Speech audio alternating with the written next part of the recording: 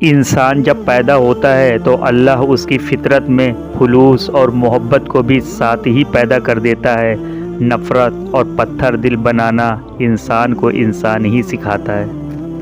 بچپن میں کپڑے گندے دل صاف ہوتے تھے، لیکن اب بڑے ہو گئے ہیں کپڑے صاف اور دل گندے۔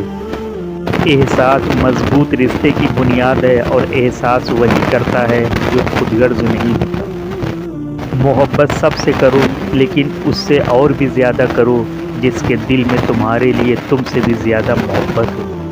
حضرت علی رضی اللہ تعالیٰ عنہ فرماتے ہیں، کسی کے خلوص اور پیار کو اس کی بے وقوفی مت سمجھو، ورنہ کسی دن تم خلوص اور پیار تلاش کرو گے اور لوگ تمہیں بے وقوف سمجھیں گے۔ کسی کی غلطی پر کوئی فیصلہ مت کیجیے، بے شک اس میں برائیاں ہوں گی مگر خوبیاں بھی ہوں گی۔ وقت کا پتہ نہیں چلتا اپنوں کے ساتھ، لیکن اپنوں کا پتہ چل جاتا ہے وقت کے ساتھ۔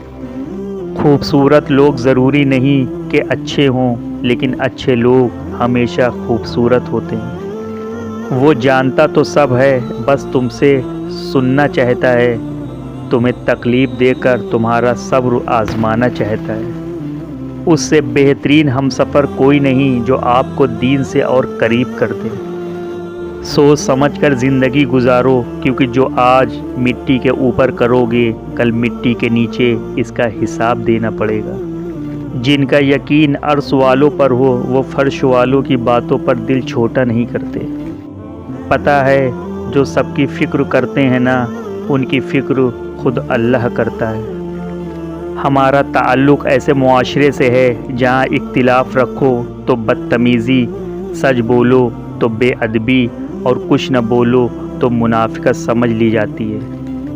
جس کا دل صاف ہوتا ہے اکثر لوگ اسی کو غلط سمجھتے ہیں۔ بے شک اللہ آزمائش اسی سے لیتا ہے جس کو وہ چاہتا ہے۔ رب سے عشق کا تب پتہ چلا جب سجدے میں بے انتہا سکون ملا۔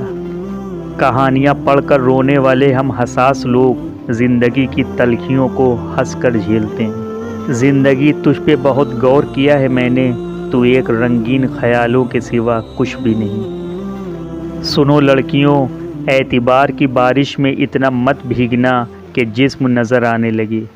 اپسیٹ ہونے سے کیا فائدہ، ہوگا تو وہی جو اوپر والے نے سیٹ کر کے رکھا ہے۔